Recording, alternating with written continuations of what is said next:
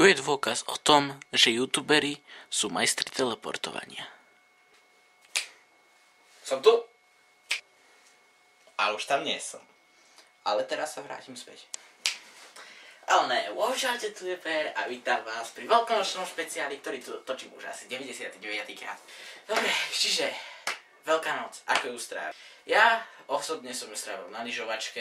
Dneska sme sa boli lyžovať v Jasnej, ja to nemám ďaleko, keďže väčšina z vás, ktorí ma pozdravujú, vedia, že bývam v Ľubeli. Dobre, tu je jedna fotka odtiaľ. Dobre, tak to bola fotka z toho, ako som sa bol lyžovať v Jasnej.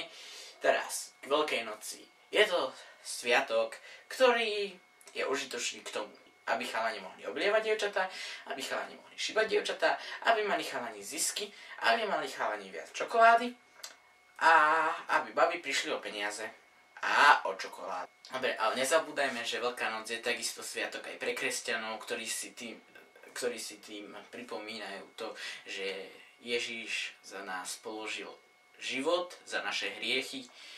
Takže 5 sekúnd ticha pre kresťanov, pre pápežov, biskupov, arcibiskupov a tak ďalej a tak ďalej. Skrátka pre všetkých veriacich. Dobre, to bolo 5 sekúnd ticha, dúfam, že ste si ich užili. Odoberajte, lajkujte, komentujte.